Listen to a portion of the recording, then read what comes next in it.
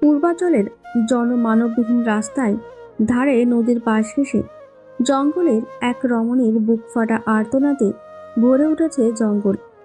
রাত জাগা পাখিও রমণীর আর্তনাদে কেঁপে উঠছে। রমণীর বুক ফাটা আর্তনাদে নরপিশাচের দল যেন আরো উল্লাসে ফেটে পড়েছে। রমণীর চোখের পানি আর আর্তনাদ যেন পিশাচের দলকে যেন আরো আনন্দ দিচ্ছে। পিশাচের দলের প্রধান পিশাচ নিজের চাহিদা মিটিয়ে মেয়েটার উপর থেকে ওঠে আর দলের বাকি পিশাচদের বলে, এখন তোরা এই মাগিকে কি করবি কর, কুত্তার বাচ্চা আমার সাথে অ্যাটিটিউড দেখাই, আমার এই পাত্তা দেয় না, এখন দেখা অ্যাটিটিউড। বলে মেয়েটার শরীরে লাথি মেরে চলে যায় দূরে। রেজা সরে আসার সাথে সাথে ওর বন্ধুরা নরপিশাচের দল ঝাঁপিয়ে পড়ে মেয়ের ওপর। তখনই এক পদধ্বনি শুনতে পায় সকলে, আর পদধ্বনি অনুসরণ করে পেছনে তাকাতেই দেখে একটা ছেলে কালো হুডি পরা, কালো ডেনিং প্যান্ট আর কালো মাস্ক, কালো ফেস, কালো কেস, মাথা থেকে পা পর্যন্ত সব কালো দিয়ে ঢাকা। এক 6 ফুট লম্বা অবয়ব আস্তে আস্তে ওদের দিকে এগিয়ে আসছে। আস্তে আস্তে ওদের কাছে এসে দাঁড়াতেই 4 শয়তানের পান্ডা রেজা হুঙ্কার ছেড়ে বলে, কে বে তুই শালা, এত রাতে এইখানে কেন? তুই আমাদের হাতে মরতে এসেছিস বুঝি? ওই তোরা তোদের কাজ কর, আমি এই কুত্তার বাচ্চারে দেখা নিতেছি, তোরা তো কাম কর। বলেই আগন্তুকের দিকে এগিয়ে যেতে নাই তা দেখে বাকি 3 জন যেই আবারও মেয়েটার কাছে এগিয়ে যাবে অমনি একটা বিকট কিছু পড়ার আওয়াজে পেছনে ফেরে, আর ফিরেই দেখে রেজা পাশের নারকেল গাছের নিচে পড়ে আছে আর ওর নাক মুখ দিয়ে রক্ত পড়ছে। তা দেখে বাকি 3 জন মেয়েটাকে ওভাবে ফেলে দৌড়ে আসে আগন্তুকের দিকে। 3 জনের মাঝে একজন চিল্লিয়ে বলে ওঠে, শালা শুয়োরের বাচ্চা, এইখানে আইছস পাওয়ার দেখাইতে? এই তোরা চল একসাথে দেখি শালা কেমনে পারে। বলেই 3 জন একসাথে দৌড়ে আগন্তুকের ওপর ঝাঁপিয়ে পড়ে। আর আগন্তুক সবাইকে একসাথে এমন মার মারতে থাকে যে 2 মিনিটেই 3 জনেই ঢের হয়ে পড়ে জমিনে। ওদের ওভাবে ফেলে আগন্তুক মেয়েটির দিকে এগিয়ে যায়। দেখে মেয়েটিকে বস্ত্রহীন করে ফেলে রেখেছে। তা দেখে সঙ্গে সঙ্গে চোখ বন্ধ করে ফেলে আগন্তুক। চারদিকে তাকিয়ে মেয়েটার ওড়না আর কাপড় দূরে পড়ে থাকতে দেখে ওড়না নিয়ে এসে চোখ বন্ধ করেই শরীর ঢেকে দেয়, আর পাশেই পড়ে থাকা পানির বোতল থেকে পানি নিয়ে মেয়েটির জ্ঞান ফেরায়। মেয়েটি চোখ খুলে দেখে একটা হুডি পরা ছেলে, মুখে মাস্ক পরা, ওর দিকে ঝুঁকে আছে।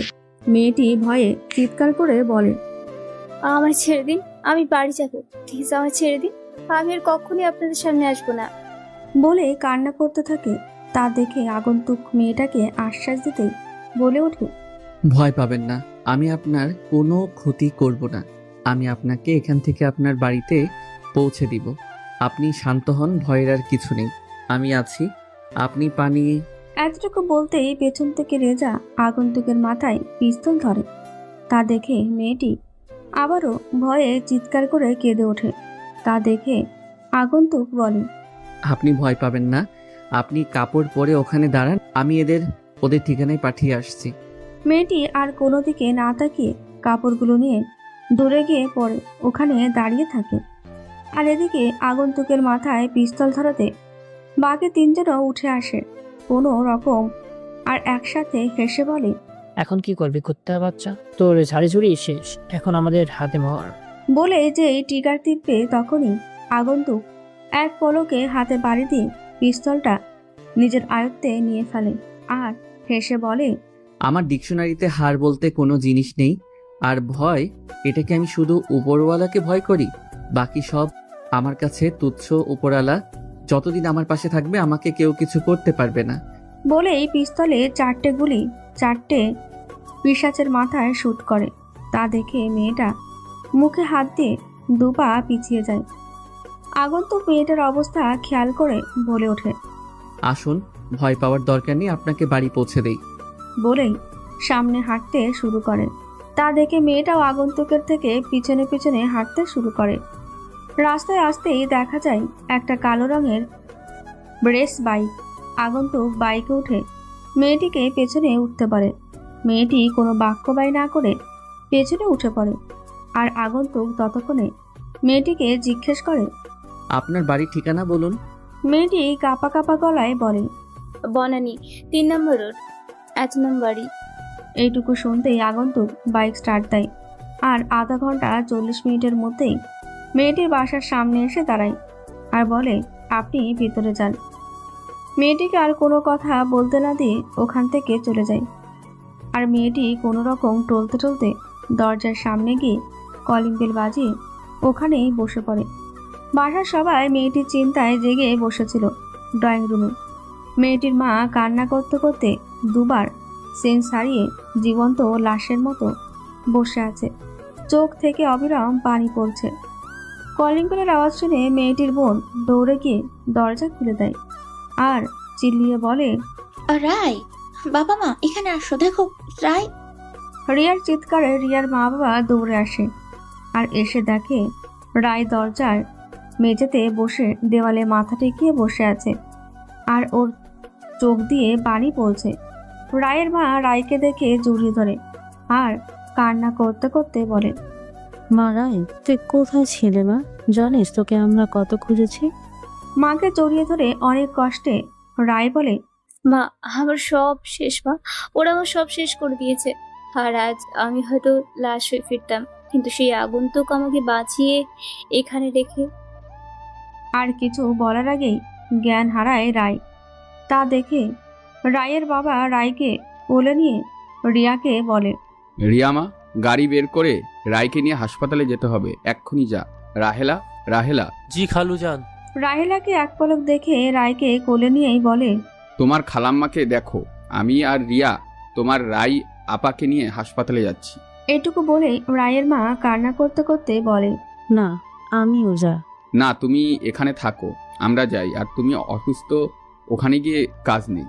বলে আর কোনো কথা বলতে না দিয়ে রিয়া গাড়ি নিয়ে আসতে থাকে সোজা গাড়ির কাছে যায়।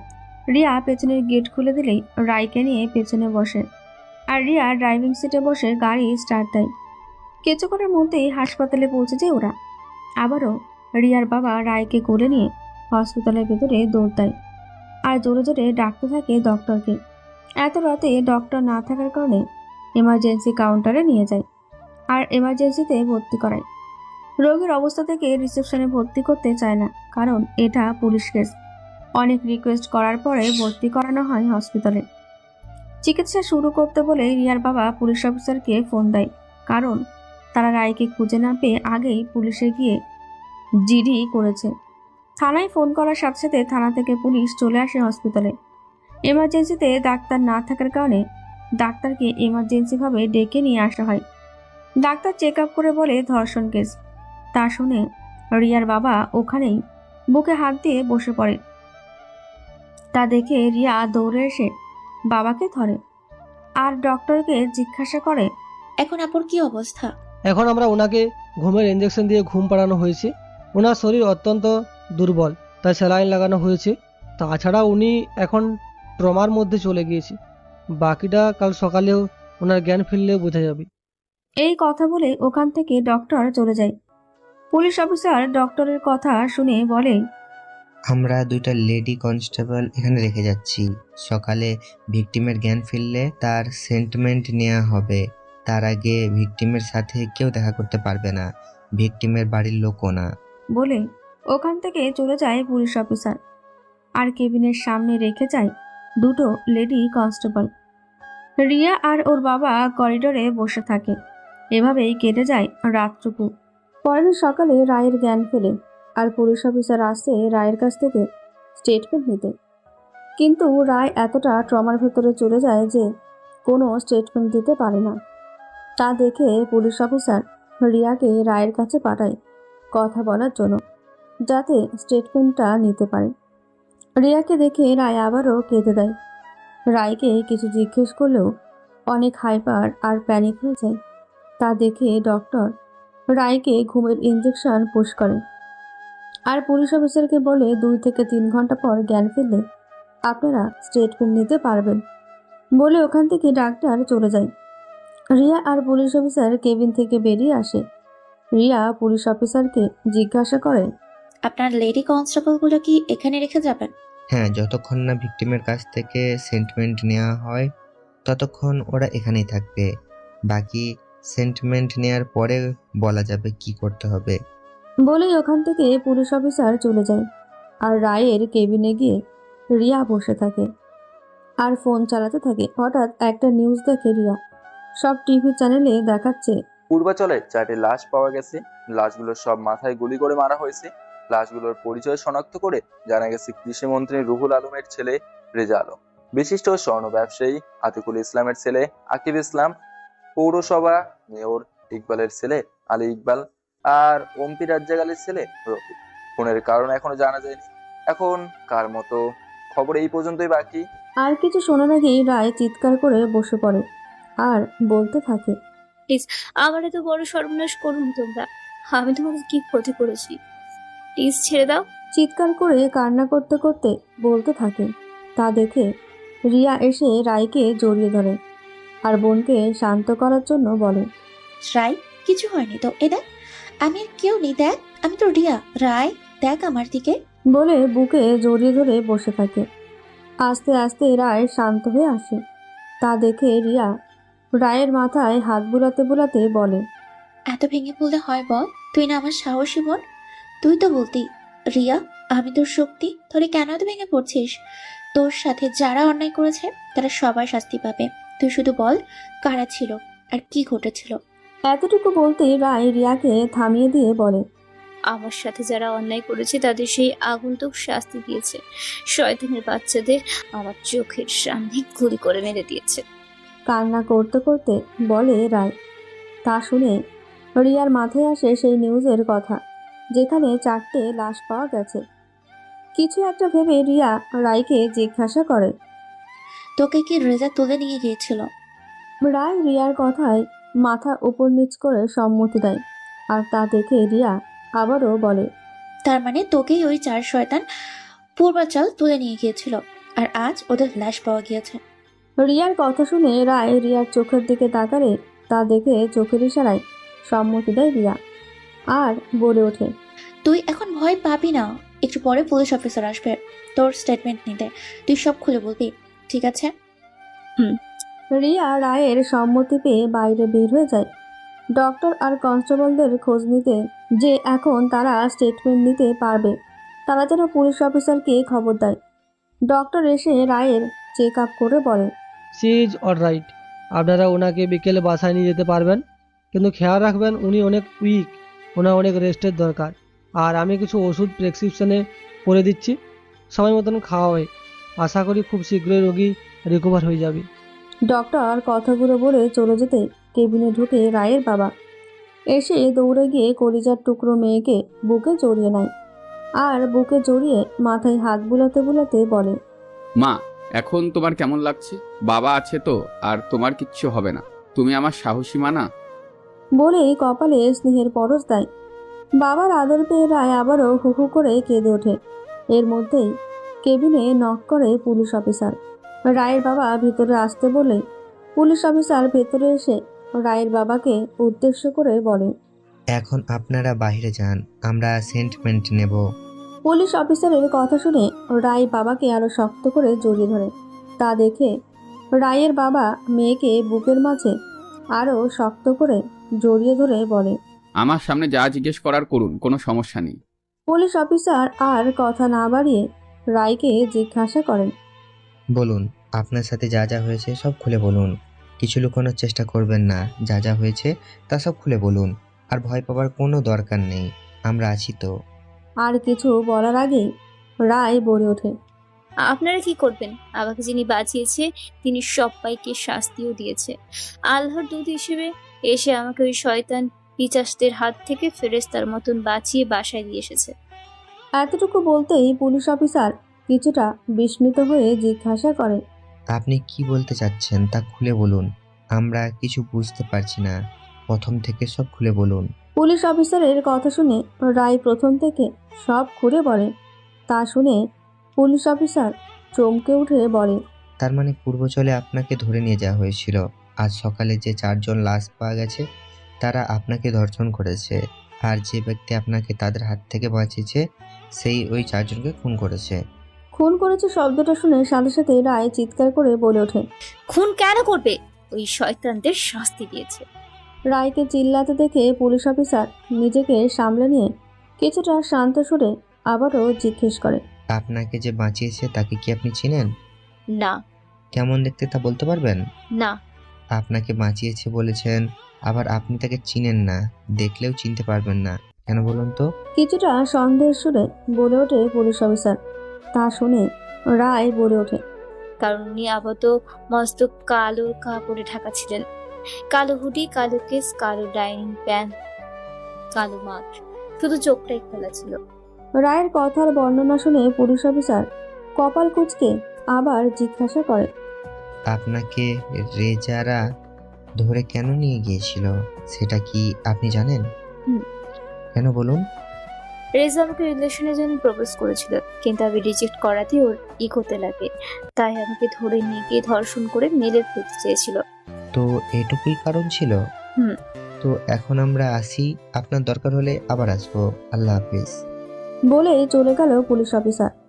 সেদিন বিকালে রায়কে ডিসচার্জ করে দেয় ডাক্তার। সময় কারোর জন্য থেমে থাকে না। এভাবেই কেটে যায় অনেকগুলো দিন। দেখতে দেখতে চলে যায় 10 দিন। এই 10 দিনে কেউ আগন্তুকের পক্ষে, আবার কেউ কেউ আগন্তুকের বিপক্ষে কথা বলছে। আবার কেউ বা বলেছে, কেমনি বা মেয়ে যে এত মেয়ে থাকতে শুধু ওকে ধরে নিয়ে যে ধর্ষণ করে, নির্ঘাত মেয়ের কোনো চারিত্রিক প্রবলেম আছে। আবার কেউ আফসোস করে। আমাদের সমাজে একটা নীতি আছে, যেটা হচ্ছে মেয়ে মানেই কলঙ্কের ফ্যাক্টরি। যেখানেই পা দিবে বা করবে সব কিছুতেই মেয়েদের দোষ থাকবে। হ্যাঁ, এটা বলবো না যে সব মেয়ে পরিষ্কার মনে হয়, কিন্তু আমাদের সমাজের একটা বিখ্যাত নিয়ম আছে, যেটা হচ্ছে মেয়ে মানেই কলঙ্কিনী। উগ্র বেয়াদব বড়দের সম্মান করতে পারে না, অযথা রাস্তায় বের হয়, পর পুরুষের সামনে যায়। পড়ালেখা বেশি, শিক্ষার কি দরকার? বেশি কেন বাইরে বের হয়ে আনুষঙ্গিক কাজ শিখতে হবে, ইত্যাদি ইত্যাদি আরো অনেক কিছুই আছে, বলতে গেলে শেষ হবে না। আর দেখুন, ছেলেদের ক্ষেত্রে ছেলেরা ধরেন বাইরে ঘোরাফেরা করলে ছোট মানুষ বড় হলেও ঠিক হয়ে যাবে। মেয়েদেরকে ইফটেজিং বা ধরেন প্রেমে ধোকা দিলে বলবে মেয়ে কেন আগাইছে, মেয়ে কেন ভালো মতন পোশাক পরে যায়নি। ছেলে প্রস্তাব দিলে প্রেমে জড়াইতে হবে। ছেলে মানুষকে প্রস্তাব দেবে সুশৃঙ্খলভাবে পোশাক পরে, ঘরে না কেন। অশ্লীল পোশাক পরলে তো মেয়েকে পুরুষরা নজর দেবে। আর মেয়েটাকে ধর্ষণ করা হলে সেখানেও ছেলেদের কোনো দোষ থাকে না। বলা হয় মেয়েটা কীভাবেই বা চলাফেরা করেছে, উগ্রভাবে না অশ্লীলভাবে। যে মেয়েকে ছেলেরা ধরে নিয়েছে দর্শন করতে, নিশ্চয় মেয়ের চলাফেরায় কিছু রং ছিল। আচ্ছা, আমার একটা প্রশ্নের উত্তর দিতে পারবে? আসলে কি কোনো মেয়ে চায় যে নিজের সম্মানহানি হোক? আসলে কি কোনো বাবা মা মেয়েকে অশ্লীলভাবে চলাফেরা করতে দেয়? কোনো ভাই তার বোনকে অশ্লীলভাবে চলাফেরা করতে দেখলে চুপ থাকে? আরে ভাই, আমাদেরও মা বোন আছে। ধর্ষণ যে করে তাকে না ধরে যে ধর্ষণেতে পীড়িত তাকে কেন আঘাত করা হয়? যাই হোক, গল্পের মাঝে অনেকগুলো কথা বললাম। আসলে এখানে ছেলে বা মেয়ে কারো দোষ নেই, এখানে দোষ হচ্ছে আমাদের সমাজের দেখার নজরে। অনেকগুলো কথা বলা হলো কারণ এই গল্পের সাথে কিছুটা ইনক্লুড আছে। আচ্ছা যাই হোক, চলেন গল্পে ফেরা যাক। আজ রিয়া আর রায়ের ভার্সিটিতে ক্লাস শুরু। রায়কে মনমরা হয়ে বসে থাকতে দেখে রিয়া ওকে জোর করে ভার্সিটিতে নিয়ে যায়। ভার্সিটির গেটে ঢুকতেই রায় ও রিয়ার কানে ভেসে আসে কিছু কথা। দেখ দেখ, এটা সেই মেয়ে না যাকে খেতে লেগে মিনিস্টারের ছেলেরা ধরে নিয়ে গিয়েছিল? শুনেছি ধর্ষণও নাকি করা হয়েছে। কথাগুলো কানে আসতেই রায় সেখানেই থমকে দাঁড়ায়। চোখ দুটিতে তার সাগর নেমেছে। তা দেখে রিয়া বলে ওঠে, দেখ রাই, এত সবার কথা তোকে কানে নেওয়া যাবে না। তুই নিজের কথা ভাব, কারোর কথায় কান দিস না। চল ক্লাসে চলে যাই, বেশি সময় নাকি ক্লাস বাকি নেই, ক্লাস শুরু হয়ে যাবে। বলে রায়কে আর কোনো কথা বা কোনো কাজ করার সময় না দিয়ে হাত ধরে টেনে ক্লাসে নিয়ে চলে যায় রিয়া। ক্লাসে পা দিতেই ওদের বন্ধু বান্ধব দৌড়ে এসে জড়িয়ে ধরে দুজনকে একসঙ্গে, আর বলতে থাকে, দোস্ত, আমরা তোদেরকে অনেক মিস করেছি। বলে ওদেরকে টেনে নিয়ে গিয়ে বসিয়ে দেয় ওদের সেই চিরচেনা বরাদ্দ করা বেঞ্চেতে। আর রায়ের মুখ ফ্যাকাশে দেখে তন্ময় রিয়াকে ইশারা করলো সাইডে আসতে। রিয়া তন্ময়ের কথা শুনে সিট থেকে উঠে একটু সাইডে গিয়ে তন্ময়ের সামনে দাঁড়ায়। আর তন্ময় রিয়াকে বলে ওঠে, কি হয়েছে রে দোস্ত? রিয়ার মুখে ফ্যাকাশে কেন? আসার সময় কিছু কি হয়েছে? তন্ময়ের প্রশ্নে রিয়া দীর্ঘ একটা নিঃশ্বাস নিয়ে বলে ওঠে, তোরা তো জানিস সমাজের নীতি। তারপর ভার্সিটিতে ঢুকতে আসার পথে যা যা হয়েছে সব খুলে বলল। তা শুনে তন্ময় একটা দীর্ঘ নিঃশ্বাস ফেলে বলে ওঠে, অনেক ভেঙে পড়েছে, আমাদের ওকে দেখে রাখতে হবে অনেক। কথা শেষে যে যা সিটে এসে বসে পড়ল। আর সবাই মিলে রায়ের মন ভালো করার জন্য ওকে হাসানোর চেষ্টা করতে লাগলো। এর মধ্যেই ক্লাসে স্যার প্রবেশ করলো। সবাই স্যারকে উঠে সালাম করলো। যখনই ক্লাসে সবার চোখে পড়লো স্যারের পাশে দাঁড়িয়ে থাকা একটা ছেলের দিকে, ধুলো ঢেলা শার্ট, ধোলা প্যান্ট, চোখে চশমা, একেবারে সাদা মাঠা অবলা জিভ। ছেলেটিকে দেখে পুরো ক্লাস ফুসুল ফাসুল শুরু করে গেল। তা দেখে টিচার জোরে একটা ধমক দিয়ে বলে উঠল, শাট আপ এভরিওয়ান, এটা কি কোনো মাছের বাজার?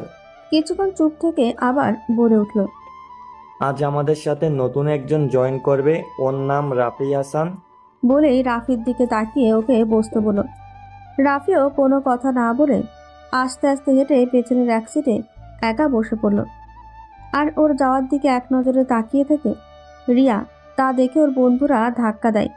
এতে ওর সম্পিত ফেলে আর ওদের দিকে তাকায় আর বলে, ধাক্কা দিলি কেন?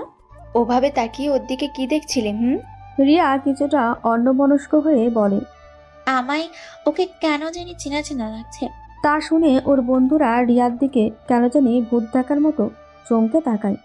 আর প্রিয়া কিছুটা অবাক হয়ে বলে ফেলে, এই পাখি, আমায় একটা চিমটি দে তো, আমি মনে হয় স্বপ্ন দেখছি।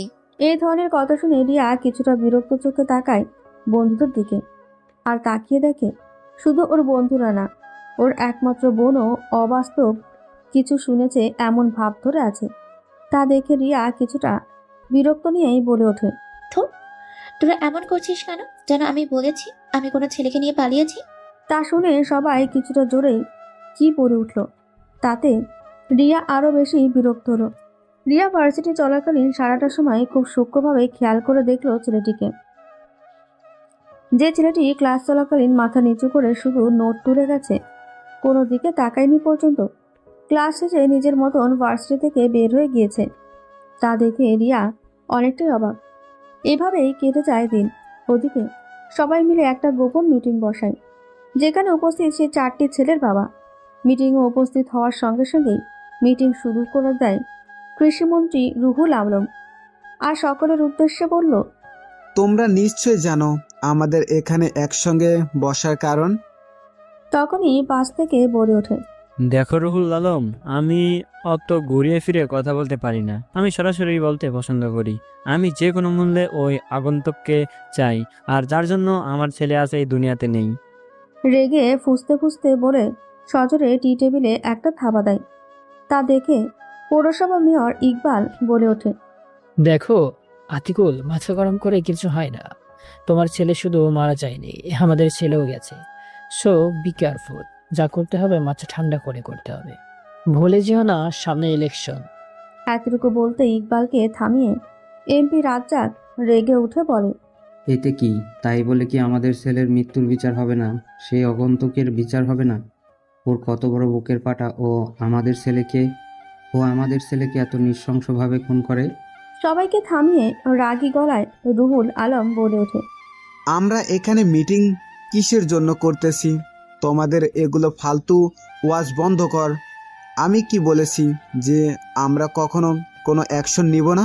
আমি তো বলেছি খুব সাবধানে কাজ করতে হবে, যাতে আমাদের ইলেকশনে কোনো ইফেক্ট না পড়ে। দেখো রুহুল ভাই, রেগো না। আমরা মাথা ঠান্ডা করে একটা ডিসিশন নিলে সে ডিসিশনটা কাছেরই হবে। কারণ আমরা সবাই জানি সামনে আমাদের ইলেকশন। আমাদের সামান্য কিছু হলেও আমাদের ইলেকশন ইফেক্ট করবে। সো সবাই মাথা ঠান্ডা করে যে কোনো ডিসিশন নেওয়াটাই বেটার। বলে বড় করে নিঃশ্বাস নেয় ইকবাল।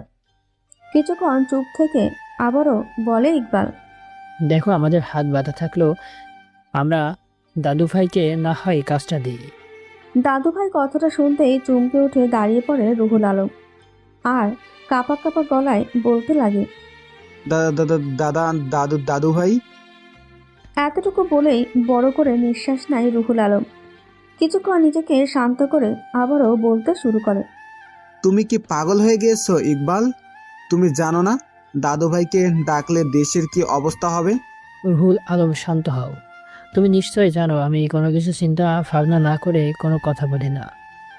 কিন্তু রুহুল আলমকে কিছু বলতে না দিয়ে ইকবাল আবারও বলে ওঠে, দেখো রুহুল আলম, আমাদের এখন খুব সাবধানে পথ চলতে হবে। আর আমাদের এটাও ভাবতে হবে আগন্তুক আসলে কি চাই। সে নিশ্চয়ই এমনিতেই অজানা একটা মেয়ের জন্য এত বড় স্টেপ নেবে না। রুহুল আলম কিছু বলার আগেই পাশ থেকে আতিফুল বলে ওঠে, দেখো রোল ভাই, ইকবাল ঠিক বলেছে। কারণ তুমি দেখো, আমাদের এখন দাদাভাইকে ডাকাটাই বেটার। এটা আমাদের ইলেকশনে অনেক লাভ হতে পারে। আর কোন আর্ট আর নেই। দেখো রুহুল ভাই, আমাদের এখন একজোটভাবে সব কাজ করতে হবে। আর আমি আমার ছেলের খুনিকে এভাবে ফ্রিভাবে ঘুরতে দিব না। আমি তাকে শাস্তি দিতে চাই। এতে যদি আমার বিশাল ক্ষতিও হয়ে যায় তাও আমার কোনো যায় আসে না। তোমরা যদি আমার সাথে থাকতে চাও তাহলে থাকো, না হলে আমি একাই দাদাভাইকে ফোন দিব। রাজ্জাককে থামিয়ে দেয় ইকবাল আবারও বলে ওঠে, এত উত্তেজিত হওয়ার কিছুই হয়নি। আমরা সবাই এখানে বসে ডিসিশন নিতে এসেছি, ঝগড়া করতে না। আর রাজ্জাক, তুমি একটু ঠান্ডা হও, এত রাগারাগি করা ভালো না। আর রুহুল আলম, তুমি এখন দাদু ভাইকে ফোন দাও।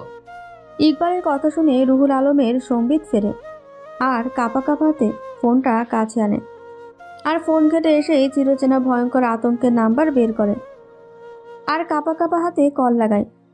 একবার রিং হয়, দুবার রিং হয়, তিনবার রিং হয়, চারবারের বেলায় রিংটা রিসিভ হয় আর রুহুল আলমের কানে সেই চিরচেনা গম্ভীর ভয়ঙ্কর আতঙ্ক কণ্ঠটা ভেসে আসে। হ্যালো, বল রুহুল আলম, কি দরকার পড়লো আমার কাছে? তোর মতো চামচি কাছে দরকার ছাড়া আমাকে ফোন দেবে না, এটা আমি জানি। তো কোন ভঙ্গিতা ছাড়া সোজাসুজি কথা বল, কেন ফোন করেছিস তুই আমাকে? রুহুল আলমের কাপা কাপা হাতে ফোনটা ধরা দেখে ইকবাল নিজের হাতে ফোনটা নিয়ে নিল আর লম্বা একটা সালাম দিয়ে বলতে লাগলো, আসসালামু আলাইকুম দাদু ভাই। বলেই বড় একটা নিঃশ্বাস নিয়ে সব খুলে বলে দাদুভাইকে। সবকিছু শুনে দাদুভাই কিছুক্ষণ নীরবতা পালন করে গম্ভীর গলায় প্রশ্ন ছড়ে, এতটুকু সামান্য কাজে তোদের আমাকে লাগবে? এমন প্রশ্নে একবার ইকবালও অনেকটা ভয় পায় আর কাপা কাপা গলায় উত্তর করে, দাদু ভাই, আসলে আসলে আমাদের ইলেকশনের কারণে হাত পা বাঁধা, তাই আপনি যদি কিছু একটা করতেন আমাদের। ইকবালকে কিছু বলতে না দিয়ে দাদুভাই বলে ওঠে, দেখ, তোরা তো জানিস আমি কাউকে বিনা কারণে কোনো হেল্প করি না। সো আমার কাজ যদি তোরা করতে পারিস তো তোদের কাজ আমি করে দেব। দাদুভাইয়ের কথা শুনে চারজন কেঁপে ওঠে। রুহুল আলম কাপা কাপা গলায় প্রশ্ন করে দাদুভাইকে, বলুন কি কি করতে হবে আমাদের? ওদের এরকম নাজেহাল অবস্থা দেখে দাদুভাই বিকট আকারে একটা হাসি দেয়। হাসির শব্দে চারজনের পরাণ পাখি অষ্টাগত হয়ে যায়। মনে হচ্ছে এখনই চারজন হটফেল করে মারা যাবে। ভয়ঙ্কর হাসির রেশ কমিয়ে দাদুভাই বলে ওঠে, তোরা তা দেখতেছিস, আমি কিছু বলার আগেই এক্ষুনি হার্ট ফেল করে মরে যাস। যাই হোক, তোরা মোর 5 জন, আমার কোনো যায় আসে না। কাজের বিনিময়ে কাজ পাবি। আমি তোদের কাজ করব, তোরা আমার কাজ করে দিবি। হ্যাঁ, এইটুকুই জেনে রাখ, আমার কাজ করার পরেও যদি তোরা আমার কাজ না করতে পারিস আমি কিন্তু তোদের মেরে দেব। এতটুকু শুনেই তিনজনের মরা মরা অবস্থা। কাউকে কিছু বলার সুযোগ না দিয়ে আবারও দাদুভাই বলে ওঠে, আমার খবরের খবর এর মতো আমার কিছু অ্যাকাউন্ট হ্যাক করে দেশে বিদেশে আমার যত কাজ হচ্ছে তা লিক করছে কোনো একদল বা কোনো এক ব্যক্তি। তাকে খুঁজে বের করো, তার পিক সহ ডিটেলস দিয়ে পাঠানো হবে। বলে কাউকে কোনো কথা বলতে না দিয়ে সঙ্গে সঙ্গে কল কেটে দেয়। আর এদিকে চারজনের অবস্থা খারাপ। ওরা একে অন্যের দিকে তাকে ডিটেলের জন্য ফোনের দিকে তাকিয়ে থাকে। কিছুক্ষণ পর ডিটেলস পাওয়ার পরে ওরা ওদের বিশ্বস্ত লোককে ডেকে পাঠায়। কিছুক্ষণ পর লোকটা এসে দরজা নক করে। দরজায় নক শুনে রাহুল আলম গম্ভীর আওয়াজে বলে, কামিন। লোকটি দরজা ঠেলে ভেতরে এসে ওনাদের সামনে দাঁড়ায়। সবাইকে সালাম দিয়ে জিজ্ঞাসা দৃষ্টিতে তাকিয়ে থাকে। তা দেখে রাহুল আলম গম্ভীর আওয়াজে বলে ওঠে, তোমার ফোনে একটি ছেলের ডিটেলস আর ফটো দেওয়া হলো, তাকে যে কোনো মূল্যে আমার সামনে হাজির করো। ওকে বস। বলেই ওখান থেকে চলে যায় অন্যদিকে। কিছুটা শহর থেকে দূরে দোতলা এক বাড়ি, বাড়ির পিছে ঘন জঙ্গল। বাড়ি থেকে প্রায় 3 কিলোমিটার দূরে মানুষের বসতি। রাত 3টা। কিছু পদধ্বনি, কিছু কালো পোশাকে আপাদ মস্তক ঢাকা হেঁটে চলছে সেই জঙ্গলের ভিতর। জঙ্গলের ভিতরে কিছুটা গভীরে যেতেই পেয়ে যায় তাদের সেই গন্তব্যস্থান, যেটা দূর থেকে দেখলে মনে হয় ভাঙাচোরা একটা কুটির। কুটিরটার ভিতরে ঢুকে এক কর্নারে কিছু নিচে ছোট্ট একটা সুইচ, যেটা চাপার সাথে সাথে ভাঙাচোরা ঘরের নিচের মাঝের কাঠ 2 দিকে সরে গিয়ে চলে আসলো পাসওয়ার্ড দেওয়া এক লোহার দরজা। লোকগুলো পাসওয়ার্ড ব্যবহার করে গলির মতন সুড়ঙ্গর ভেতরে ঢুকে গেল এবং আগের মতন একটা সুইচের চাপ দিয়ে সব আগের পজিশনে ফিরে দিল। সকলে আস্তে আস্তে মাটির নিচে তৈরি করা বড় লাভের ভিতরে ঢুকে গেল। যে যার জায়গায় বসে পড়ল আর শুরু হলো তাদের অন্যায়ের প্রতি প্রতিবাদের নতুন স্টাইলে প্রতিবাদ করার কাজ। ওদের মাঝে একজন বলে উঠল, নিলয় কোনো খোঁজ পেলি ওদের পরবর্তী টার্গেট? কি? আর 3 দিন পর চট্টগ্রাম নেভির পথে প্রায় 300 মেয়ে জাহাজে তুলে বাহিরের দেশে পাঠানো হবে। মেয়েগুলো এখন কোথায় আছে সেটা জানা গেছে? না, কিন্তু আর কিছু বলার আগেই মিলন চিল্লিয়ে ওঠে আর বলতে থাকে, রাফি। মিলনের চিল্লানোতে সবাই চমকে ওর দিকে তাকায়। রাফি কিছুটা রাগী গলায় বলে, ষাঁড়ের মতো চিল্লিয়ে চুপ হয়ে গেলি কেন? বল, কি বলবি? রাফির কথায় কিছুটা ভুরু কুচকে মিলন বলে, ওই শালা, একটু তো কদর কর, আমার জন্য সব করতে পারিস। যদি হ্যাক করে না জানতাম তাহলে আর কিছু করতে পারতিস। কিছুটা ধমকে থামায় রাফি মিলনকে। আরে চুপ, ফালতু কথা বাদ দিয়ে বল কেন চেঁচালি? ধমক খেয়ে মিলন কিছুটা কাচুমাচু হয়ে বসে আর গলা খাকারে দিয়ে বলে, দাদু ভাই দেশে আসছে। মিলনের কথা শুনে সবাই ভাবনায় পড়ে। মিলন এতটুকু বলে একটা বড় নিঃশ্বাস নিয়ে আবারও বলে, ওরা কেমন করে যেন আমার ফটো আর আমাদের আগের ঠিকানায় খোঁজ পেয়েছে। তাই মন্দির সাথে কোনো এক ডিল করে আমার বিনিময়ে। কবে আসবে? কাল।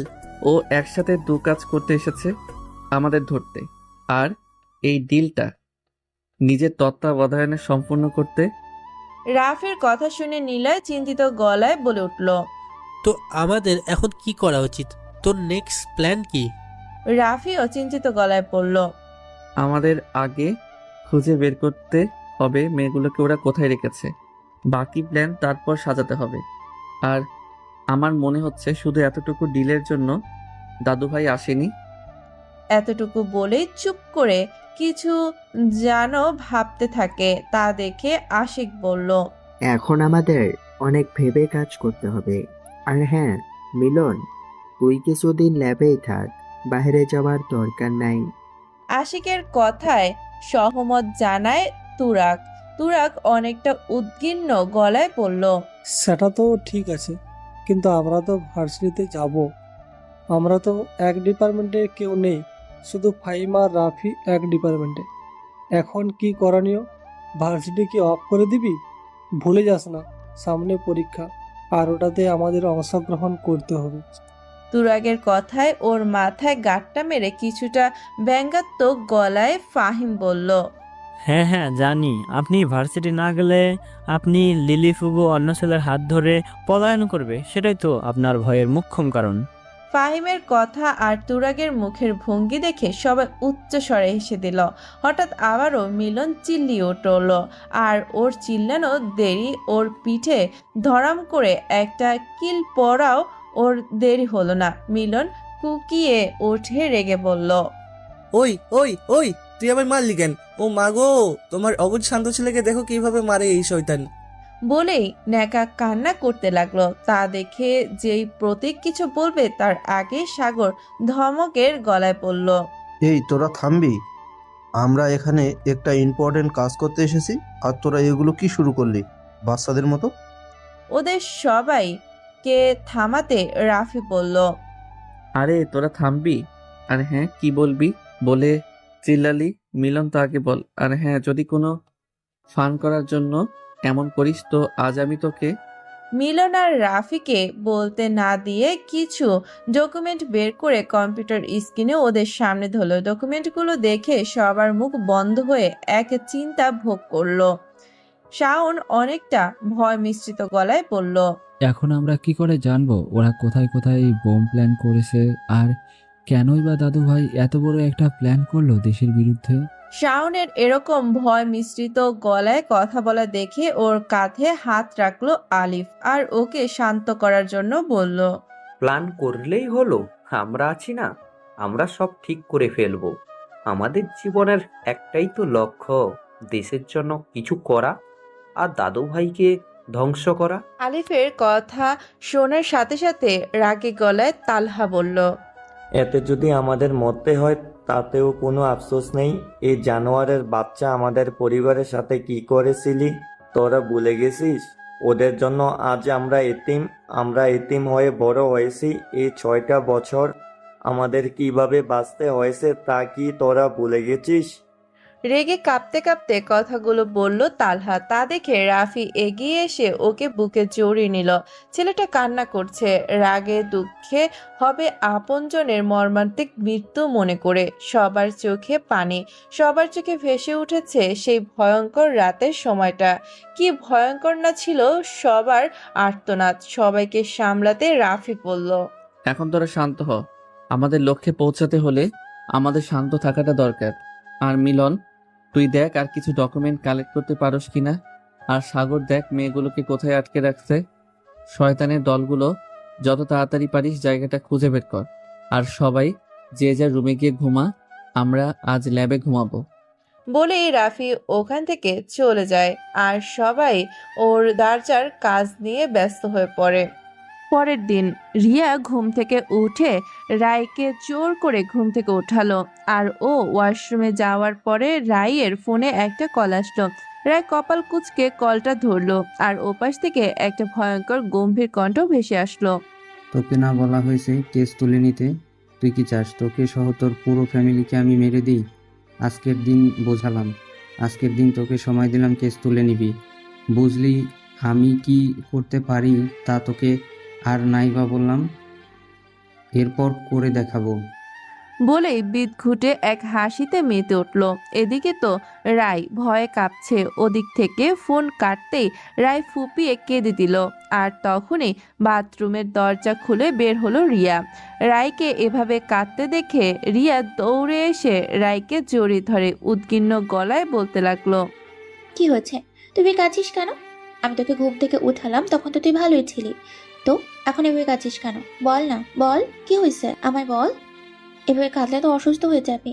বলেই ওর মাথা বুকে চেপে হাত বোলাতে থাকলো আর একটু সময় দিল রায়কে নিজেকে সামলাতে। রায় কিছুটা নিজেকে সামলিয়ে বলল, ফোন আসা থেকে লোকটার বলার সব কথা, আর এটাও বলল এর আগেও হুমকি দিয়েছে এমন অনেকবার। সব শুনে রিয়া বলল, তুই আমাকে আগে কেন বলিসনি? আজ আমরা থানায় গিয়ে এই হুমকির কলের সব কথা জানিয়ে আসবো। রিয়ার কথা শুনে আবারও ভয়ে গুটিয়ে যায় রাই। তা দেখে ওকে স্বাভাবিক করার জন্য রিয়া বলল, আরে লেট লতিফা, যা ওয়াশরুমে যা, ফ্রেশ হয়ে আয়, আমাদের না ভার্সিটিতে যেতে হবে, তাড়াতাড়ি যা। বলে রায়কে ঠেলতে ঠেলতে বাথরুমে পাঠালো আর ও রেডি হতে লাগলো। কিছুক্ষণ পর দুজন রেডি হয়ে একসাথে ঘর থেকে বের হয়ে ডাইনিং টেবিলে বসলো। রায়কে দেখে ওর মা যেই কিছু বলবে তার আগেই রিয়া মায়ের হাতের উপর হাত রেখে থামিয়ে দেয় আর চোখের ইশারায় আশ্বাস দেয় ও দেখে নিবে। খাবার শেষ করে ওরা বাইরে রিক্সার জন্য দাঁড়ায়, কিন্তু কোনো রিক্সা না থাকার কারণে সামনে এগিয়ে গিয়ে দেখে একটা মেয়েকে, ওদের পাশের বাড়ির রিতাকে, কিছু বকাটে স্কুলে যাওয়ার পথে বিরক্ত করছে। পথ আটকে তা দেখে রিয়ার মাথায় রাগ চড়ে যায়, আর ও কোনো কিছু না ভেবেই রায়কে ওখানে রেখে দৌড়ে গিয়ে রিতার সামনে দাঁড়ায় আর বলে, বল এখন কি বলছিলি বল। হঠাৎ কোনো মেয়েকে এভাবে ওই মেয়ের সামনে দাঁড়াতে দেখে ওরা প্রথমে একটু হকচকিয়ে যায়, কিন্তু যখন বুঝতে পারে কাহিনী কি তখন একটা বিদঘুটে হাসি দিয়ে বলে, ও মা, এ তো দেখি আরে ঘুরপড়ি। তা পড়ি, তুমি কি আদর নিতে এসেছো বুঝি আমাদের কাছ থেকে? আমাদের কোনো সমস্যা নেই, আমরা দুজনকেই আদর করতে পারবো। বলেই আবারও বিদঘুটে হাসিতে মেতে উঠল। তা দেখে রিয়া এবার কষে একটা থাপ্পড় মারে ছেলেটির গালে। চর খেয়ে ছেলেটি কিছুটা দূরে হুমড়ি খেয়ে পড়ে, আর ওদের বাকি ছেলেগুলো তা দেখে রেগে রিয়ার দিকে এগিয়ে আসতে থাকে।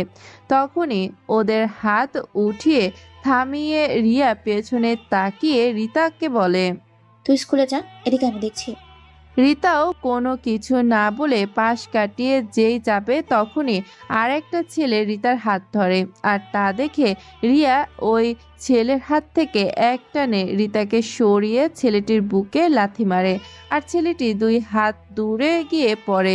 যখন রাই দেখে এখন ব্যাপারটা সিরিয়াসের দিকে আগাচ্ছে তখনই রাই এগিয়ে আসে আর রিতাকে হাত ধরে সরিয়ে ওকে স্কুলের দিকে পাঠিয়ে দিয়ে পেছনে ঘুরে ছেলেগুলোর উদ্দেশ্যে বলতে থাকে, তোমরা কি মারামারি করবে? তাহলে তোমাদের অবগতির জন্য আমি তোমাদের জানাই যে তোমাদের অপোজিটে যে আছে সে সব ধরনের ফাইটে চ্যাম্পিয়ন এবং কার্ডের ব্ল্যাক বেল্টধারী। এখন তোমাদের ইচ্ছে তোমরা ওর সাথে ফাইট করবে কি করবে না। আমার তোমাদের সাবধান করা উচিত ছিল, তাই আমি করে দিলাম, বাকি তোমাদের কপাল। রিয়া, কাজ শেষ হলে ওইদিকে আয়, আমি ওখানে দাঁড়িয়ে আছি। ছেলেদের উদ্দেশ্যে ভাবনাসীহীন ভাবে কথাগুলো বলে কিছুটা দূরে দাঁড়িয়ে একটা রিক্সা ডেকে উঠে বসে অন্যদিকে তাকিয়ে। আর এদিকে রাইয়ের কথা আমলে না নিয়ে ছেলে চারজন রিয়ার দিকে তেড়ে আসে, আর রিয়া ছেলেগুলোকে ইচ্ছে মতন উত্তম মাধ্যম দিয়ে শাসিয়ে ওখান থেকে চলে এসে সোজা রিক্সায় উঠে বসে, আর ওদিকে ছেলেগুলো উপর হয়ে পড়ে থাকে রাস্তায়। কিছুক্ষণের মধ্যেই ওরা ভার্সিটির গেটের সামনে এসে দাঁড়ায়। রিক্সা থেকে নেমে রিক্সা ভাড়া দিয়ে পেছনে ঘুরবে অমনি রিক্সার সাথে এক ছেলের ধাক্কা লাগে। রিয়া যেই ঘুরে উঠে কিছু বলতে যাবে তখনই রিয়ার কানে ভেসে আসে তার এক অতি পরিচিত কণ্ঠ। ও চমকে যেই ঘুরে জড়িয়ে ধরবে তার আগেই দেখে এটা সেই নতুন ছেলেটা। রিয়ার ভাবনার মাঝে ছেলেটা আবারও বলে, সরি, আসলে আপনি হঠাৎ করে রিক্সা থেকে নেমেছেন, আমিও অনেক জলদি হেঁটে যাচ্ছিলাম, তাই ধাক্কা লেগে গেছে। I am really sorry. এই কথা বলে রাফি ওখান থেকে রিয়াকে কোনো কথা বলার সুযোগ না দিয়ে চলে যায়। রাই কণ্ঠটা শুনে ধরফড়িয়ে রিক্সার ওপার থেকে এসে কিছু বলবে দেখে ওখান থেকে কেউ নেই, শুধু রিয়া বোকার মতো এক ধ্যানে তাকিয়ে আছে ভার্সিটির গেটের দিকে। তা দেখে রাই রিয়াকে এক ধাক্কা দেয়। ধাক্কা খেয়ে রিয়া হকচকিয়ে বলে ওঠে, ওর কণ্ঠ পুরো। কথাটা কমপ্লিট করার আগে রাই বলে ওঠে, এই কণ্ঠ আমি চিনি, এটা সেই কণ্ঠ যে ছেলে আমাকে বাঁচিয়েছে, এটা ঠিক তার কণ্ঠ। এতক্ষণ বোনের এত উদ্বিগ্ন হয়ে কথা বলা দেখে ওর কপালে কুঁচকে ছিল, বাট এখন তো ও অনেকটা চিন্তায় পড়ে গেল। রিয়া মনে মনে বলে, ওর কণ্ঠ কেন আমার, না এটা কি করে হয়? আমাদের সেই কলোনি পুরো পুড়িয়ে দিয়েছিল শয়তানেরা, শুধু আমরাই বেঁচেছিলাম তো বাড়ি ছিলাম না বলে। যেই আরো কিছু ভাববে তার আগেই ওর বন্ধুরা একসঙ্গে এসে হাজির। সেই রিয়াকে এভাবে আবুলের মতন দাঁড়িয়ে থাকতে দেখে প্রিয়া কপাল কুঁচকে বলে ওঠে, রাই, ওর কি হয়েছে রে? ও এমন আবুলের মতো দাঁড়িয়ে আছে কেন? এই ও কি আবার ওই হাদাটারে দেখে এমন হয়েছে? প্রিয়ার কথা শুনে সবগুলো একসাথে চেঁচিয়ে বলে, কি? ওদের এমন চিৎকারে রিয়া বিরক্ত হয়ে ওদের দেখেই ভার্সিটির ভেতরে চলে যায়। তা দেখে ওরা এসে অপরের দিকে তাকিয়ে রিয়ার পেছন দেয় দৌড়। এতক্ষণ রাই বোনকে কিছুটা তীক্ষ্ণ দৃষ্টিতে দেখে কিছু একটা ভেবে ওদের পেছনে হাঁটা দিল। ও মনে মনে ভেবে নিল রিয়ার সাথে এ ব্যাপারে পরে কথা বলবে।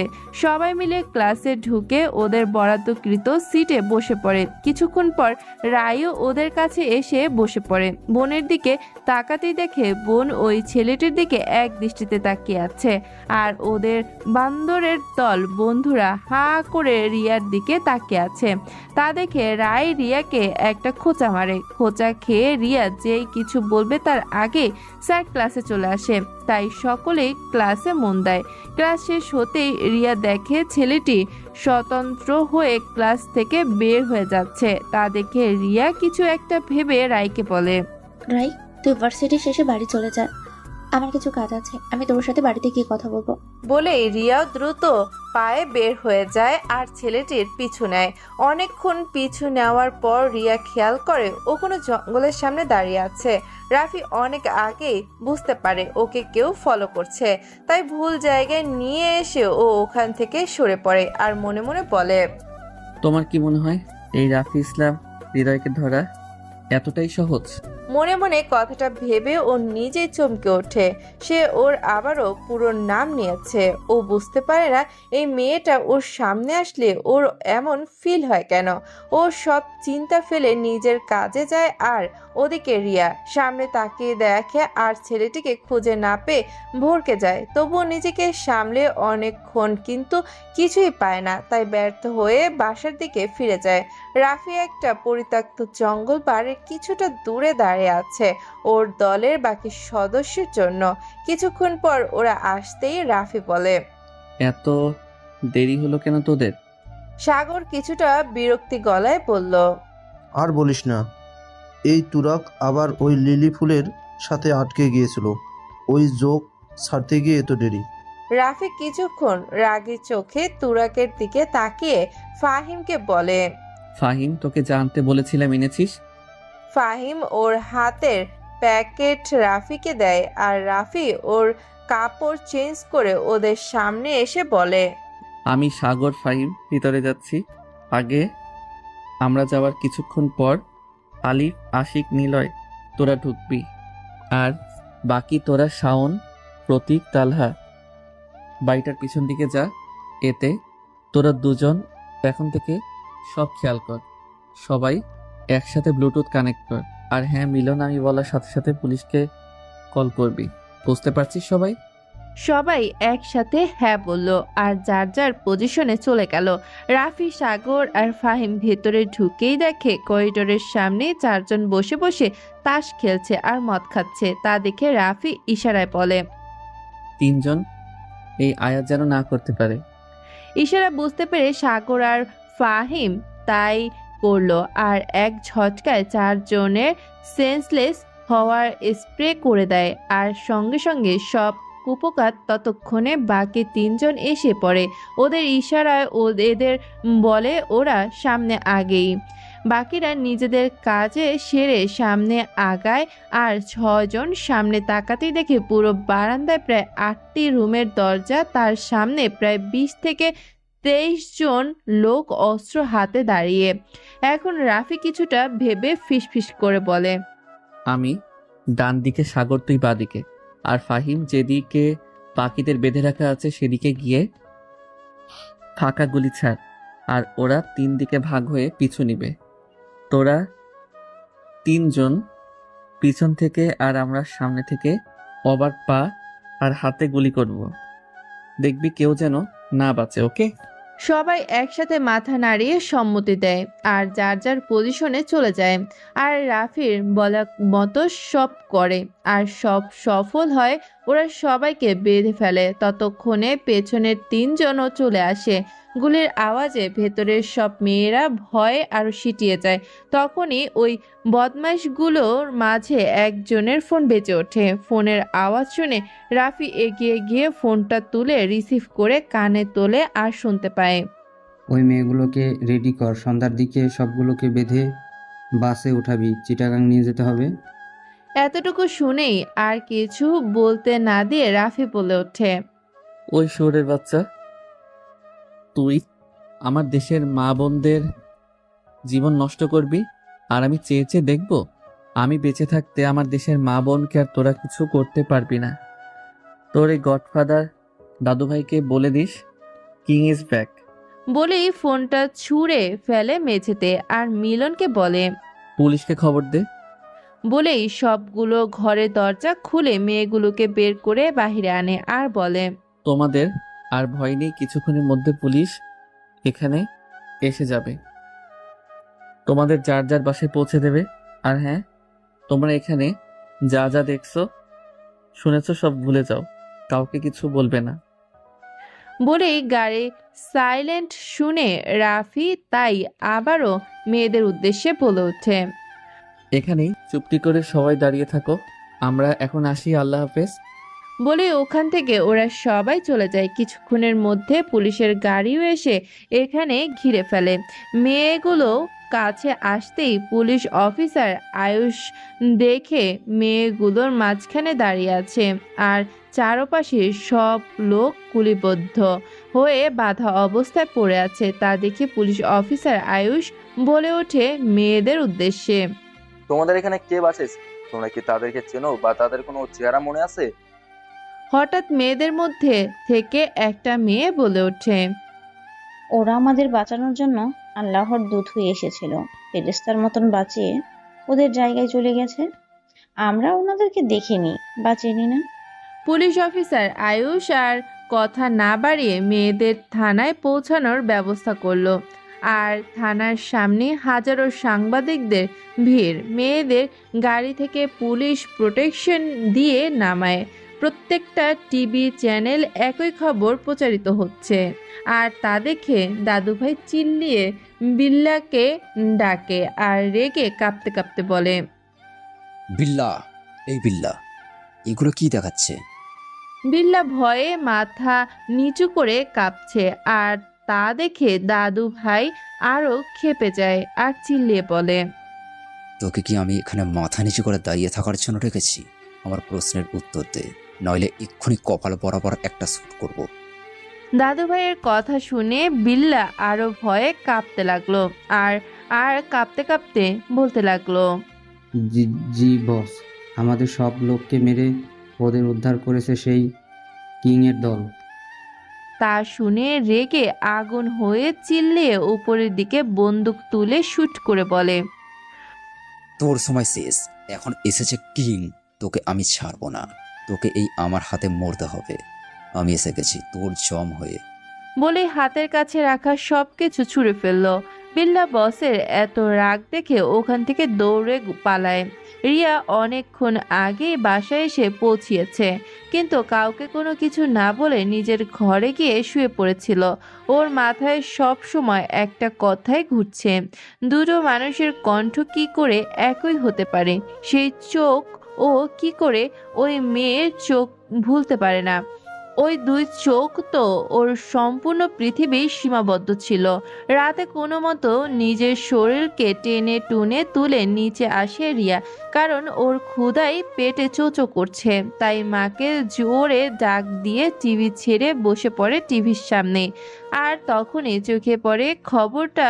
রিয়া বিস্ময় হাঁ করে সঙ্গে সঙ্গে দাঁড়িয়ে পড়ে আর ও জোরে জোরে মাকে ডাকে আর বলে, মা, মা রাই কই? আর আপু আসেনি বাড়িতে? মেয়ের এরকম গরুর মতন চিৎকারে প্রথম ভয় পেলেও এখন তিনি প্রচুর বিরক্ত, কারণ এই মেয়ে কাউকে কিছুক্ষণ না দেখলেই এরকম চেঁচাবে, অথচ দু মিনিটও ঝগড়া না করে থাকে না। উনি খুন্তি হাতে কিছুটা বিরক্ত হয়ে এগিয়ে এসে বলেন, এই তুই গরু ছাগলের মতো বামা করে চেঁচাবি না একদম। আর তোর বোন সে ভার্সিটি থেকে এসে ঘুমিয়েছে, এখনো ওঠেনি? বলে রেগে ফুঁসতে ফুঁসতে যেতে যেতে বলল, আর তোর বাপের বুড়ো বয়সে অফিস থেকে এসে ঘুরতে না গেলে হয় না? আরে বুড়ো হয়েছে যে এখন বন্ধুদের সাথে আড্ডা দিতে হবে, আর রাত 8টা বেজে যায় তবুও আসার নাম নেই। বেয়াদব লোক একটা। এতটুকু বলতেই কলিং বেল বেজে ওঠে আর উনি রান্নাঘরে না গিয়ে খুন্তি হাতে নিয়েই দরজা খুলতে যায়। খুলেই দেখে ইনোসেন্ট মুখ করে ওনার গুণধর স্বামী দাঁড়িয়ে আছে আর ওনার দিকে তাকিয়ে মেয়েকে মিষ্টি হাসি দিতেছে। তা দেখে উনি রেগে আরো আগুন হয়ে রান্নাঘরে চলে যায়। আর এত চেঁচামেচি শুনে রায় চোখ ডোলে সামনে তাকাতেই ওর ঘুম উধাও, কেননা আজ ওর মাদার আগুন হয়ে আছে আর মুখটা পুরো পাকা টমেটো। তা দেখে রায় আবারও ঘরে দৌড়ে আর বুলেট ট্রেনের গতিতে হাত মুখ ধুয়ে নিচে আসে। এসে দেখে ওর বাবা আর বোন মুখ গম্ভীর করে কি যেন দেখছে টিভিতে। ও কপাল কুঁচকে ওদের পাশে যেয়ে বসে। যেই ওদের কিছু জিজ্ঞাসা করবে অমনি চোখ যায় টিভিতে, যেখানে আজকের উদ্ধার আজকের বিবরণ দিচ্ছে। যা শুনে রাই আবারও ওর চোখের ওই রাতের কথা ভেসে ওঠে আর ও ভয়ে চোখ বন্ধ করে ফেলে। রিয়া, এটা চেঞ্জ কর। বোনের ভয়াত্মক কণ্ঠ শুনে রিয়া টিভি বন্ধ করে বোনকে বুকে জড়িয়ে নেয় আর মাথায় হাত বুলিয়ে, কিন্তু রায় উত্তেজিত হয়ে একই কথা বলছে বারবার। ওরা আমাকে আবার ধরে নিয়ে যাবে, তাই না? আমি আর ওই কষ্ট মানতে পারবো না, আমি মরে যাব। রিয়া রায়কে বুকে চেপে ধরেই মাকে ডাকে আর পানি আনতে বলে। পানি খাওয়ালে কিছুটা শান্ত হলে ও কাঁপা কাঁপা গলায় বলে, আমি ঠিক আছে এখন। বলেই বড় করে নিঃশ্বাস নেয়। এদিকে বাপ মেয়ে চোখের ইশারায় কিছু বলে আর রিয়া রায়কে ধরে উঠতে উঠতে মাকে বলে, ও মা, তোমার হয়নি রান্না, খাবার দাও। বলেই দুই বোন বসে পড়ে টেবিলে আর রিয়ার বাবাও টেবিলে বসে পড়ে। বেসিন থেকে হাত ধুয়ে তা দেখে রিয়ার মা চোখের কোণে পানি মুছে খাবার দিতে যায়। পরে, জানো মা, আজ একটা ছেলের কণ্ঠ একদম হৃদয়ের মতো লাগছে আমার। চোখটাও আমার কাছে চেনা, সেই প্রিয় চোখ, একদম সেম। রিয়ার এমন কথা রিয়ার বাবা চুমকে তাকায় আর বলে, এই তুই কি বলছিস? মরা মানুষ ফেরানো, বুঝলি? এসব আজগুবি কথা না ভেবে খাবার খা। বলে রিয়ার কথায় পাত্তা না দিয়ে খেতে লাগলেন বাকিরাও। একই কাজ করলো, কারণ রিয়া ওই ঘটনার পর হৃদয়কে কতই না খুঁজেছে, নিজেকে একেবারে অন্যরকম করে তৈরি করেছে, যাতে ওকে কেউ কোনোদিন যেন হৃদয়কে ভুলে অন্য কাউকে জড়াতে না বলে নিজের জীবনে। জীবন কারো জন্য থেমে থাকে না। দেখতে দেখতে কেটে গেছে আরো অনেকগুলো দিন, আর এই দিনগুলোতে অনেক কটু কথা ও ফোনের হুমকি, এগুলো নিয়ে রায় অনেকটা ডিপ্রেশনে চলে গেছে। আর ওদিকে রিয়া ওই দিনগুলো থেকে লাগাতার রাফিকে ফলো করেও কিছু জানতে পারেনি। ভার্সিটিতে রায়কে ক্লাসের আগে পাঠিয়ে রিয়া দাঁড়িয়ে আছে তার অপেক্ষায়। কাঙ্ক্ষিত মানুষ আসতেই সোজা তার সামনে গিয়ে দাঁড়ায়। রাস্তা আটকে বলে ওঠে, তুমি কে? রিয়া কোথায়? রাফির কপাল কুঁচকে তাকায় আর বলে, কেন আমার ব্যাপারে আপনার জানতে হবে কেন? আপনি কেন এত আমার ব্যাপারে ইন্টারেস্ট দেখাচ্ছেন বলুন তো? যেখানে আমায় দেখলে কেউ মেশাতো দূর কথা বলতেও চায় না, আপনার এত আগ্রহ কেন জানতে পারি? রাফির কথায় রিয়া বলে, তোমার এই চোখ দুটো আমার অনেক চেনা, আমার সবচেয়ে আপন জনের। তাই বলবে তুমি কে আর কোথা থেকে এসেছো? রিয়ার কথায় রাফি কিছুটা নড়ে ওঠে আর কথাটা এড়ানোর জন্য বলে ওঠে, আমার ব্যাপারে আপনাকে আমি বলতে ইচ্ছুক না, প্লিজ আমার পিছনে ঘোরা বন্ধ করুন। তুমি কি করে জানলে যে আমি তোমার পেছনে? আপনি কি বলতে চাইছেন যে আমি অন্ধ, যে আপনি আমার পিছু নিলেও আমি দেখতে পাবো না? তো এতদিন আমায় মারেননি কেন, বা আমার নাম প্রিন্সিপালের কাছে কমপ্লেন দেননি কেন? প্লিজ আপনার কথা বাদ দিবেন, আমাদের ক্লাসের দেরি হয়ে যাচ্ছে, আমাকে যেতে দিন। বলেই রিয়াকে পাশ কাটিয়ে চলে যায় ক্লাসের দিকে। রিয়াও এক ধ্যানে কিছুক্ষণ চেয়ে থাকে, ক্যাম্পাসের গেটের বাইরে চলে যায় আর রায়কে বলে ক্লাস শেষে বাড়ি চলে যেতে এসএমএসে। আর এই চলে যায় সেই চির চেনা পার্কে। সেই বেঞ্চে বসে এক ধ্যানে তাকিয়ে থাকে ঝিলের পানিতে। এদিকে রাফির ফোন কল আসে একবার দুবার, শেষে রাফি স্যারকে বলে ক্লাস থেকে বের হয়ে যায় আর ফোনটা রিসিভ করে ও পাশের থেকে একটা কোথাও কানে আসে। রাফি, সময় ডেটার লোকেশন পাওয়া গেছে, তুই তাড়াতাড়ি ল্যাবে চলে আয়, বাকিদের টেক্সট করে দেওয়া হয়েছে, তারাও চলে আসবে। বলেই রাফিকে কোনো কথা না বলতে দিয়ে ফোন কেটে দেয়। রাফিও আর দেরি না করে চলে ল্যাবের উদ্দেশ্যে। সবাই ল্যাবে পৌঁছাতেই দেখে মিলনের হাত পা আর মাথায় ব্যান্ডেজ। তা দেখে কিছু জিজ্ঞাসা করার আগেই মিলন বলে, আমার কিছু হয়নি, এই তো ছোট্ট একটা অ্যাক্সিডেন্ট হয়েছে, ব্যাপার না। তোদের যে জন্য ঢাকা, দাদু ভাই এখন ঢাকাতে আছে, আর সামনে 26 মার্চ স্বাধীনতা দিবসেই ও প্রত্যেকটা স্কুল কলেজ মার্কেটগুলোতে বম সেট করবে, যাতে দেশের ভিড়ই নেড়ে উঠে। কি এত বড় হামলার প্ল্যান করছে তা এখনো জানা হয়নি। সব শুনে ফাহিম বলে, এখন কি করবি? রাফি অনেকটাই চিন্তিত হয়ে পড়ে, কারণ 26শে মার্চ স্বাধীনতা দিবসে ওদের কাছে শুধু আজকের দিন আর রাতটাই আছে। রাফির চিন্তার মাঝে তরুণ বলে ওঠে, পুলিশকে জানিয়ে দিলে কেমন হয়? আর ওকে আর কিচ্ছু বলতে না দিয়ে রাফি বলে, এটা করা যাবে না, তাহলে দাদুভাই অ্যালার্ট হয়ে যাবে আর সময় টাইম চেঞ্জ করে দেবে। রাফির কথায় সবাই চিন্তিত হয়ে পড়ে। আর এর সাথে সাগর বলে ওঠে, মিলন কয়টা জায়গায় ঠিক করেছে, তার নাম জানা গেছে কি? জায়গার নামের সাথে বল আগে, তারপর ভাবা যাবে। তখন রাফি বলে, মিলন, এত কিছু তুই এত সহজে জানলি কি করে? ওদের অফিসিয়াল আইডি হ্যাক করে। আমার কোনো কিছু সুবিধা লাগছে না, তুই আবারও চেষ্টা করে দেখ আরো কিছু পাস কিনা। আমার কেন যেন মনে হচ্ছে এগুলো আমাদের ধরার ফাঁদ। মিলনও আবারও ওর কাজে লেগে যায়। আর রাফিকে সবাই বলে ওর কাজ দেখতে থাকে। কিছুক্ষণের মাঝেই মিলন আবার চিন্তিত গলায় বলে, জায়গা চেঞ্জ করে ফেলেছে। রাফি কপাল কুঁচকে মিলনকে দেখে বলে, কোন জায়গা? মিলন মলিন মুখে বলে, এখানে আমাদের জন্য একটা মেসেজও আছে।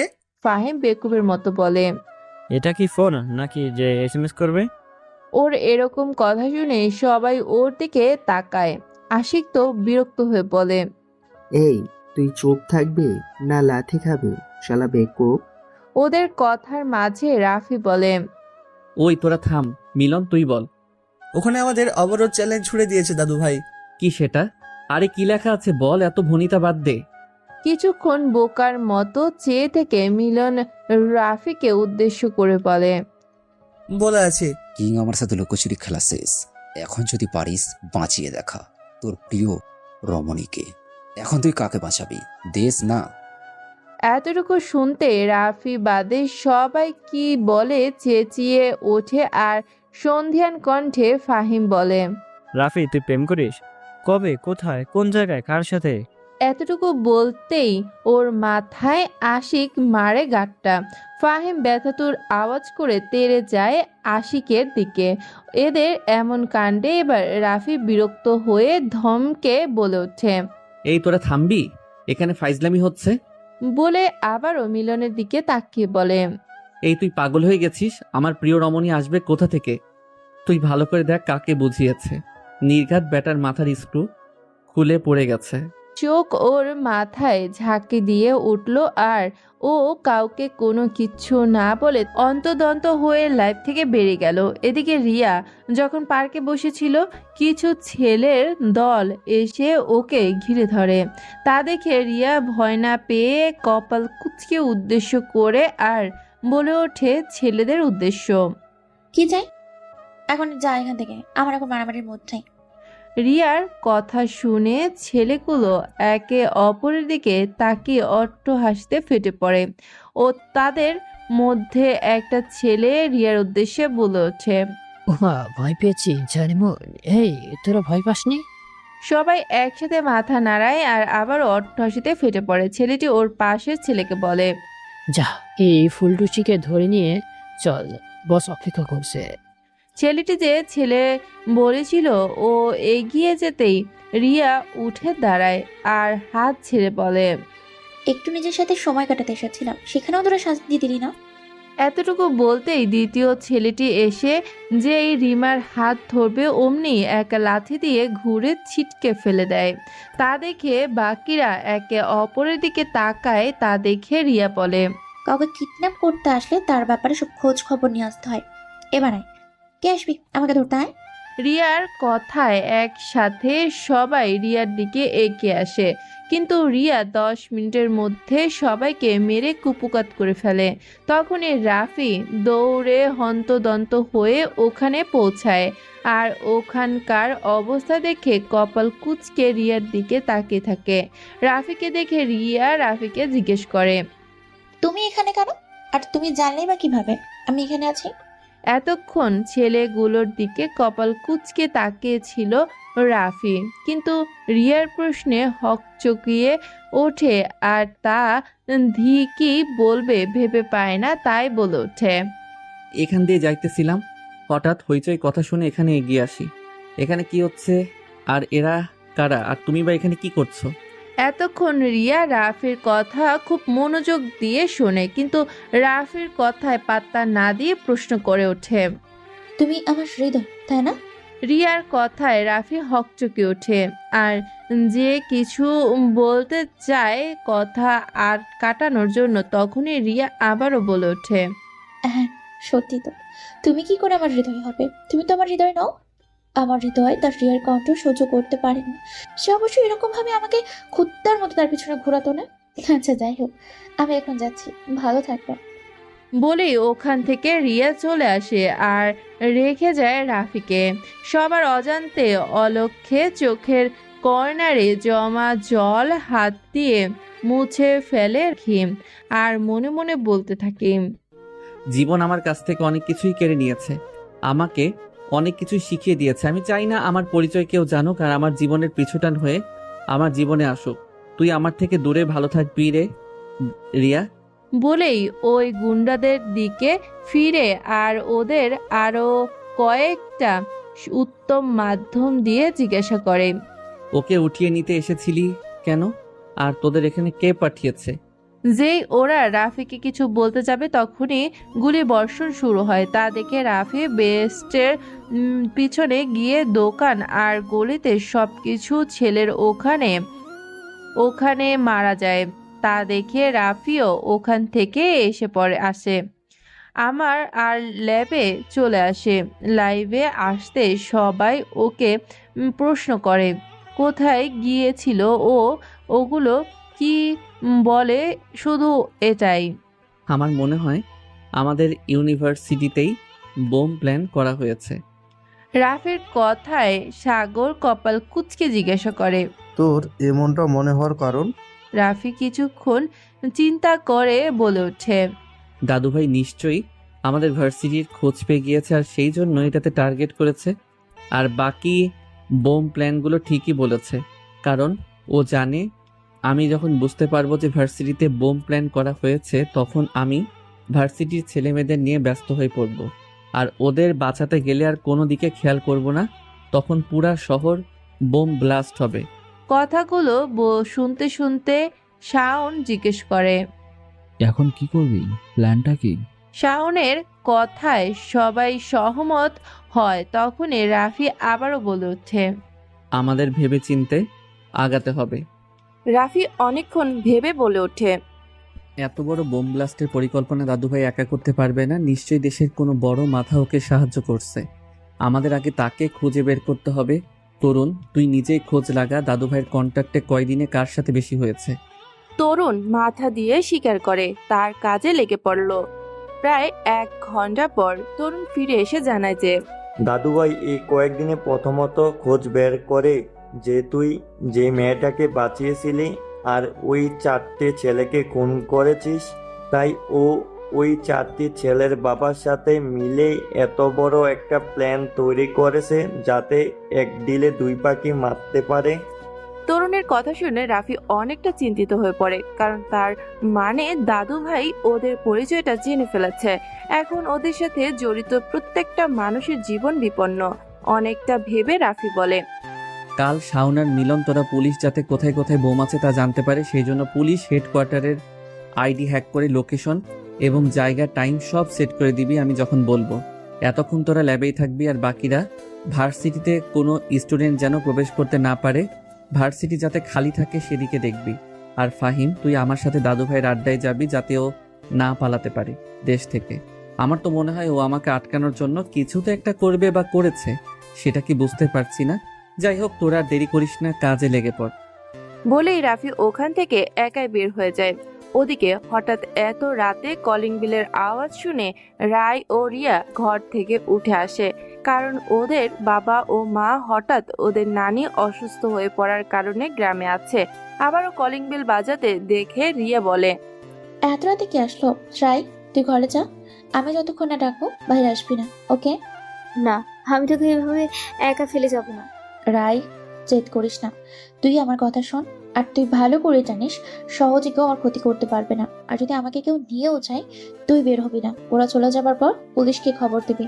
আর মনে রাখিস, আমরা ছাড়া আমাদের বাবা মাকে দেখে রাখবে কে বল? আমি অ্যাবিলিটি রাখি নিজের রক্ষা করার। ওইদিকে তুই অনেক দুর্বল, তাই তোকেই দায়িত্বটা দিতাম। বলেই রায়কে ধাক্কা দিয়ে রুমে ফেলে দিয়ে দরজা বাইরে থেকে লাগিয়ে দেয়। রায়ও সঙ্গে সঙ্গে পুলিশকে ফোন করার জন্য ফোন খুঁজতে লাগে আর পেয়েও যায়। রিয়া আস্তে আস্তে পুরো বাড়ির লাইট অফ করে দেয় আর তারপর দরজার সামনে গিয়ে বাইরে দেখার জন্য দরজার সাথে হোল থাকে তাতে চোখ রাখে, আর যা দেখে তাতে ওর কলেজে শুকিয়ে আসে। কেননা প্রায় 10 জন অস্ত্র হাতে দরজার সামনে দাঁড়িয়ে আছে। খাঁচার পাহারার লোকজন এতক্ষণ দরজায় ধাক্কাকালীন কাজে যখন দরজা খোলে না, তখন দলের পান্ডা বলে উঠল, ওই ভেঙে ফেললো দরজা। বিল্লার কথা শুনে ওদের দলের লোক ভেঙে ফেললো। দরজা ভাঙার সুযোগে রিয়া গিয়ে সুপার লুকিয়ে পড়লো ওর মধ্যে। বাসার পার ডাইনিং এ রেখে বিল্লা বলে উঠল, ওই দেখ, মালটা ওই লুকাইছে, ধরে লই আয়। মালটার নাকি বহুত শক্তি, আমি একটু শক্তি পরীক্ষা করে দেখি। বলেই বিদঘুটে একটা হাসিতে মেতে উঠল।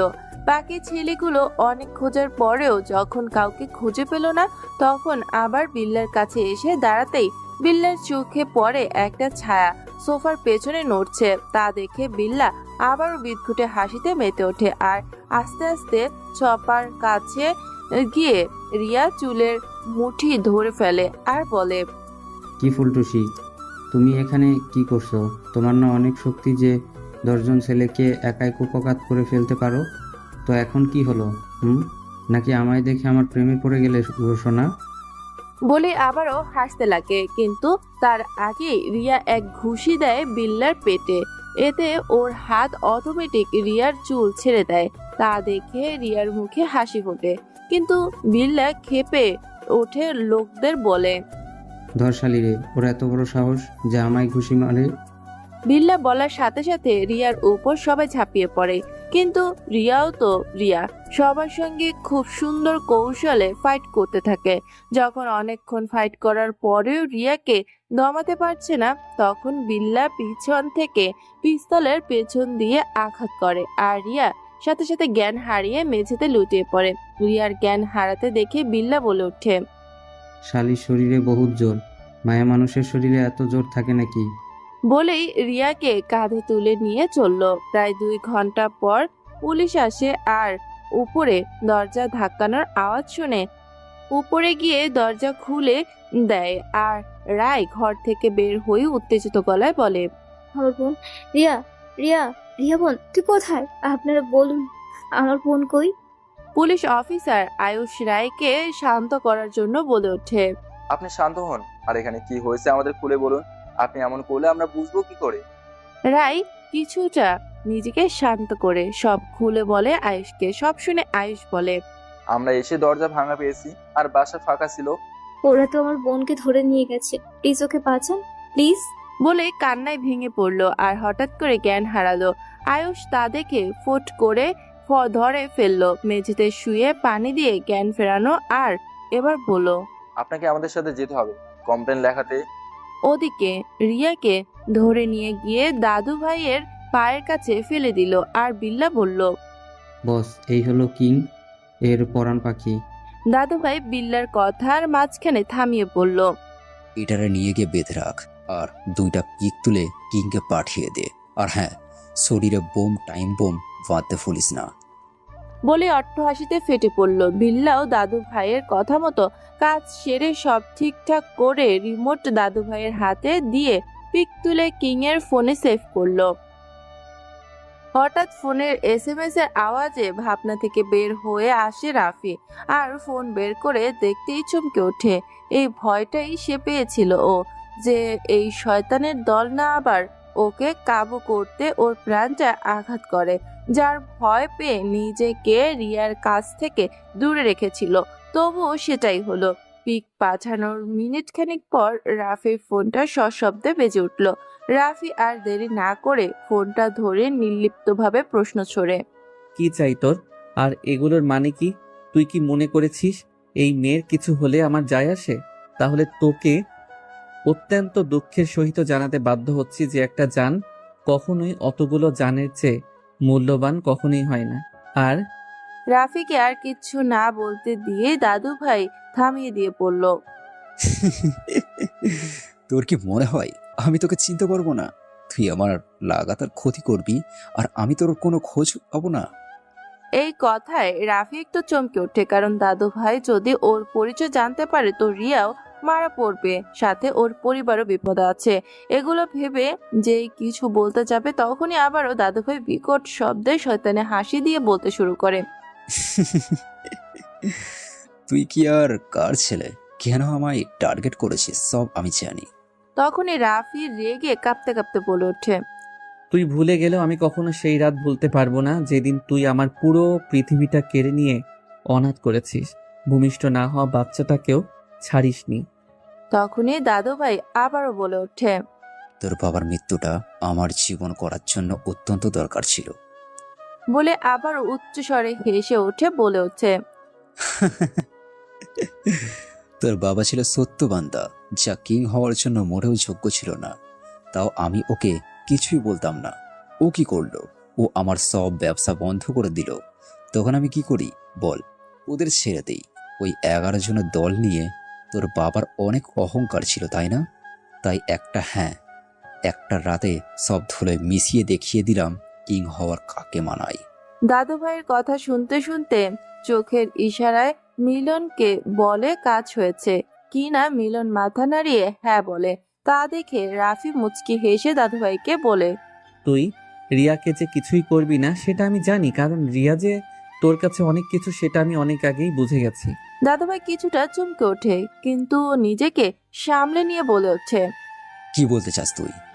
রাফি এবার একটা রহস্যময় হাসি দিয়ে বলে ওঠে, তুই যে নিজের শত্রুর ছোট মেয়ের প্রেমে পড়েছিলি সেটা আর কি লুকানো আছে?